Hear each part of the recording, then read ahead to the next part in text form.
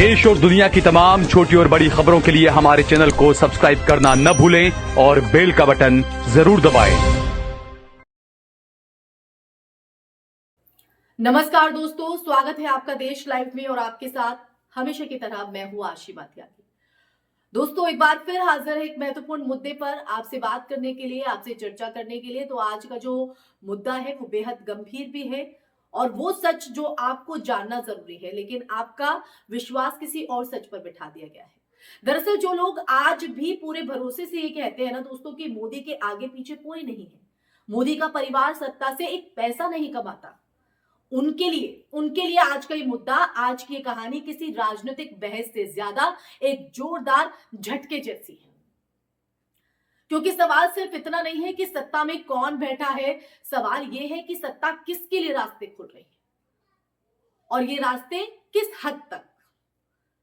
क्योंकि देश जानता है कि अमित शाह के बेटे की सत्ता तंत्र में मौजूदगी पर पहले से सवाल उठते रहे हैं, लेकिन अब जो बात सामने आई है वो सीधे नरेंद्र मोदी के उस दावे को चुनौती देती है जिसमें वो खुद को परिवार से अलग और राजनीतिक विरासत से मुक्त नेता बताते रहे हैं। क्या है ये पूरा सच, आगे मैं आपको चर्चा के माध्यम से बताऊंगी, लेकिन उससे पहले आप लोगों से अपील, इंसाफ की आवाज को बुलंद करने के लिए और सच्ची पत्रकारिता के लिए हमारा यानी देश लाइव का सहयोग करें। साथ ही डिस्क्रिप्शन में दिए गए लिंक को ओपन कर ज्वाइन बटन दबाकर आप हमसे यानी देश लाइव से सीधा जुड़ सकते हैं। चर्चा पर वापस लौटते हैं। दरअसल सोशल मीडिया एक्स पर एक यूजर अवेश तिवारी की तरफ से साझा की गई जानकारी ने एक नए चेहरे को सामने ला दिया है दोस्तों। जी हां, एक नए चेहरे को, मोदी जी के भाई पंकज मोदी। कहानी कोई निजी व्यापार की नहीं है, बल्कि अगर देखा जाए तो सीधे सरकारी आयोजनों और गृह मंत्रालय के फैसलों से जुड़ी हुई है। हर साल 31 अक्टूबर को सरदार पटेल की जयंती पर गुजरात के केवड़िया में एकता परेड होती है दोस्तों। ये परेड सिर्फ एक स्मारक आयोजन नहीं है, समझिए इस बात को, बल्कि एक बड़े राष्ट्रीय प्रदर्शन की तरह आयोजित की जाती है, भव्य तौर पर, लगभग उसी स्केल पर जिस पर 26 जनवरी की परेड होती है। सांस्कृतिक कार्यक्रम, राज्यों की झांकियां, थीम आधारित प्रस्तुतियां, सब कुछ वहां पर होता है।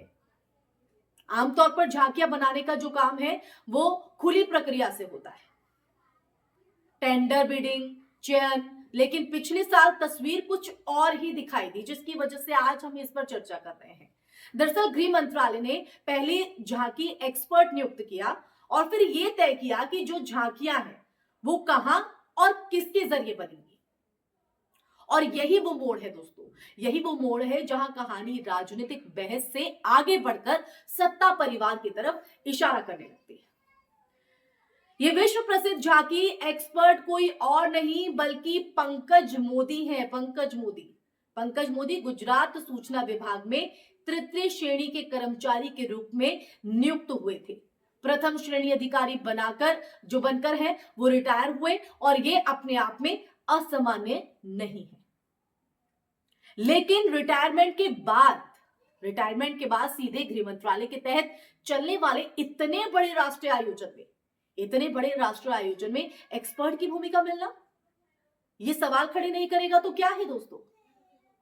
झांकी एक्सपर्ट बनने के साथ भत्ते मिलते हैं, प्रभाव मिलता है और सबसे अहम झांकी बनाने वाली कंपनियों पर अप्रत्यक्ष नियंत्रण।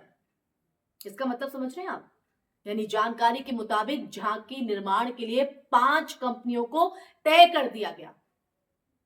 Messrs live pixel technology, messrs Siddheshwar Kanuga, messrs Visha Kanuga, messrs Sushant Khedkar, messrs smart graph art advertising, इनमें से 2 जो कंपनियां हैं वो एक ही व्यक्ति से जुड़ी बताई जाती है। ना टेंडर, ना खुली बिडिंग, सिर्फ नामांकन। मतलब साफ है, अगर किसी राज्य, संस्था या समूह को एकता परेड में झांकी निकालनी है तो इन्हीं कंपनियों के दरवाजे खटखटाने होंगे, क्योंकि ये तो तय कर दिए गए हैं।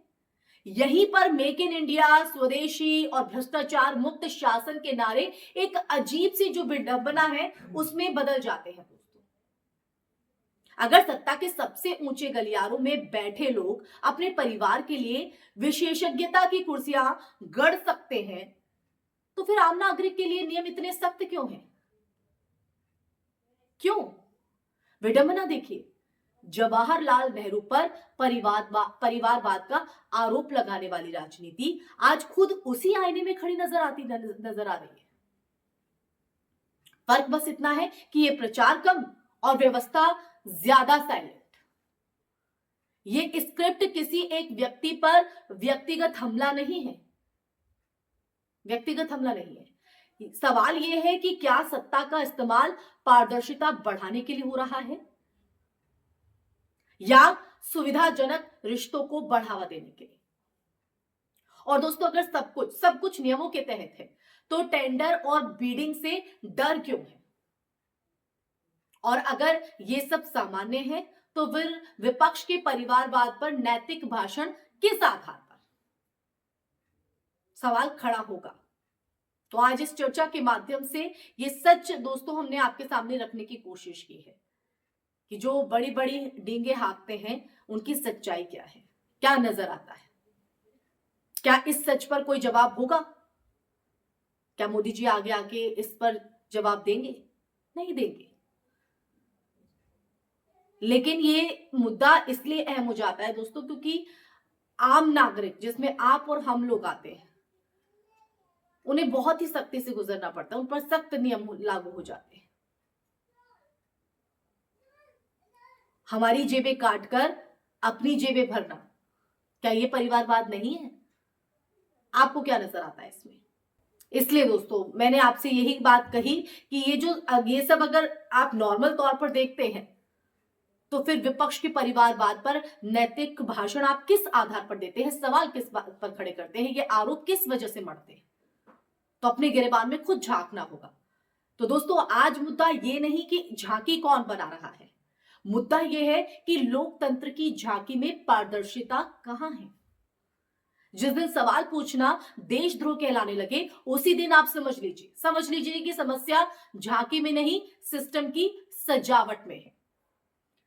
इसी के साथ इस चर्चा में फिलहाल के लिए बस इतना ही दोस्तों। ये चर्चा आपको कैसी लगी? ये जो सच आपके सामने इस चर्चा के माध्यम से रखा है, ये सच आप जानकर आपके मन में क्या सवाल है, क्या विचार है, क्या नजरिया इस पर आपका है?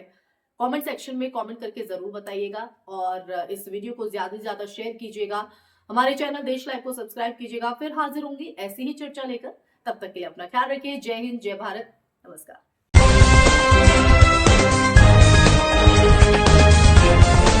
देश और दुनिया की तमाम छोटी और बड़ी खबरों के लिए हमारे चैनल को सब्सक्राइब करना न भूलें और बेल का बटन जरूर दबाएं।